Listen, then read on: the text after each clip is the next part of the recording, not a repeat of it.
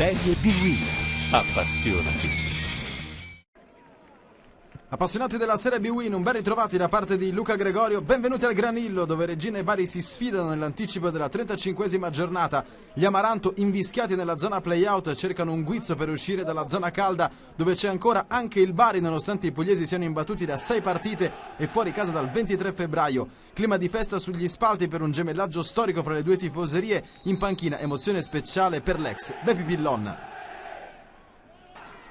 Attenzione alla corsa di Barilla, vince primo contrasto, anche il secondo rimpallo. Barilla, attenzione, era di rigore, tutto solo Di Michele, il vantaggio della Reggina, 44 secondi sul cronometro, sesto in campionato, quinto nelle ultime 4 per il 37enne attaccante, e fanno 64 in Serie B.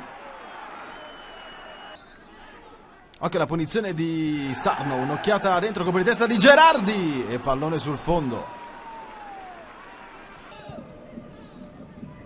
Rossi la lavora, tunnel e Temai, grande chance, disegna il cross, Junco lavora da torre, palla che rimane lì, in qualche modo allontana la Reggina. Palla vagante nel centro del campo, Colucci spiana la strada di Michele, occhio alla velocità di Michele, prende il tempo al difensore Di Michele con la punta, si salva la manna con un guizzo. Junco la lavora contro Barilla, buono il dribbling, Gromizzi, c'è lo spazio per la conclusione, secco ma centrale. Fuori Colucci, dentro Armellino.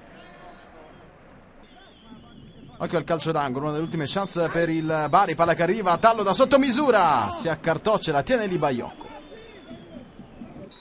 Si riparte dall'1-0 del primo tempo.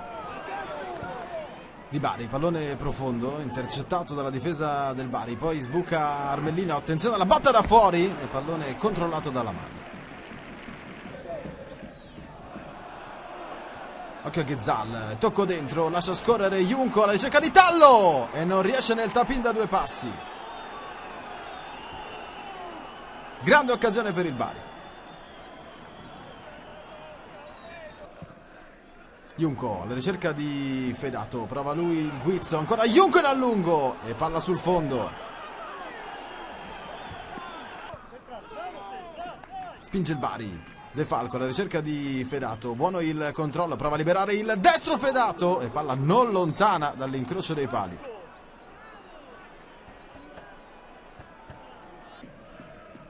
La punizione di Rizzato, dentro la ricerca di Gerardi, prova lo sfondamento Gerardi, la manna, occhio l'uscita pericolosa e poi il dribbling, rischio clamoroso del portiere del Bari.